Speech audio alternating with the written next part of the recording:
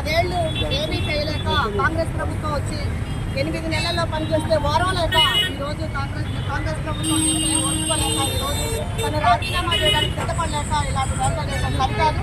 మరి అదేవిధంగా టీఆర్ఎస్ ప్రభుత్వంలో ఉన్నప్పుడు మహిళలు ఎలానే చేశారో అని మేము సభాముఖంగా అడుగుతున్నాం. మరి అదేవిధంగా ఈరోజు ఎల్లిపాయలు వంచుకోవడం, మరి పూలు అల్లికలు అని మాట్లాడటం అంటున్నారు. మరి ఇంతకుముందు 10 ఏళ్లలో మహిళలు ఏం చేశారు? అవే చేశారా? మీ రోజు ఇంట్లో మహిళలు చేపట్టి కాంగ్రెస్ మహిళలు చేస్తున్నారు, మీరు ఇలా అనటం సబబు కాదు. మరి అదేవిధంగా నీళ్లు కలుపుకోవడానికి కూడా మంత్రులు ఎద్దేవా చేయడం కూడా పొద్దుగాలే ప్రయత్నాలు చేస్తున్నారు. మరి ఈరోజు వాళ్ళు చేయలేని పని మనం చేసి చూపించాం.